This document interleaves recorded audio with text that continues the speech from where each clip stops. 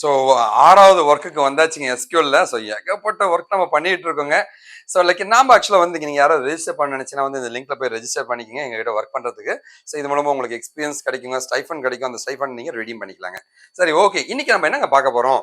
ஆக்சுவலாக வந்து இந்த டிபிஎம்எஸ் அப்படின்ற டேட்டா பேஸுங்க. இதுல முக்கியமான 4 முக்கியமான லாங்குவேஜஸ் இருக்குங்க. ஓகேவா? அது எஸ்கியூஎல்ன்ற ஒரு லாங்குவேஜ் தான். இந்த எஸ்கியூஎலுக்குள்ள நல்ல கிளாசிஃபிகேஷன் இருக்குங்க. அது என்னன்னு கேட்டீங்கன்னா டேட்டா மேனிப்புலேஷன் லாங்குவேஜ், டேட்டாக்களை மாற்றும் லாங்குவேஜ்ங்க. இன்சர்ட் பண்ணலாம் டேட்டாவை, அப்டேட் பண்ணலாம் டேட்டாவை, டெலிட் பண்ணலாம் டேட்டாவை. டேட்டா ரிட்ரீவல் லாங்குவேஜ், டேட்டாவை எடுக்கிறதுங்க, செலக்ட் பண்ணலாம். டேட்டா டெஃபினேஷன் லாங்குவேஜ் அப்படின்னுவாங்க. ஒரு டேபிளை கிரியேட் பண்ணலாம், டேபிளை ஆல்டர் பண்ணலாம், டேபிளை டிராப் பண்ணலாம், டேபிளை ரீநேம் பண்ணலாம், டேபிளை ட்ரங்கேட் பண்ணலாங்க. எல்லாமே டேட்டா டெஃபினேஷன் லாங்குவேஜ்ங்க. டிரான்சாக்ஷன் கண்ட்ரோல் லாங்குவேஜ்ங்க அப்படின்னு சொல்லுவாங்க.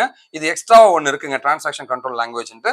ஒரு டிரான்சாக்ஷன் கமிட் பண்ணலாம், ரோல் பேக் பண்ணலாம், சேவ் பண்ணலாம். ரொம்ப அட்வான்ஸுங்க, வேண்டாம் விட்டுருங்க.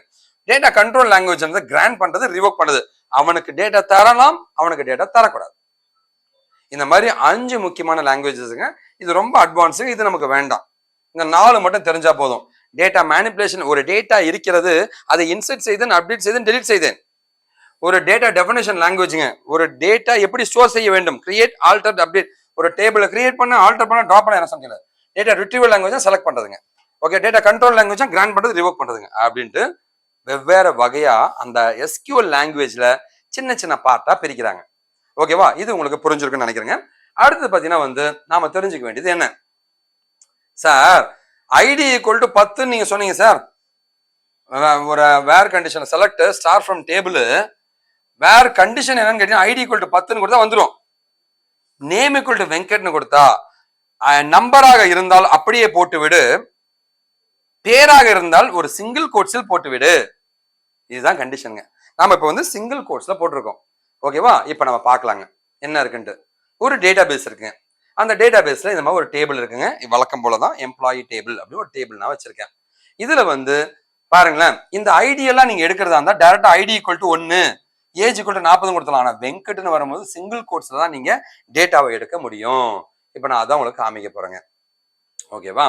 சோ ஒரு ஸ்ட்ரிங்கா இருந்துச்சுன்னா அது எப்படி ஃபெச் பண்ணுவ? Fetch Venkat name employee data.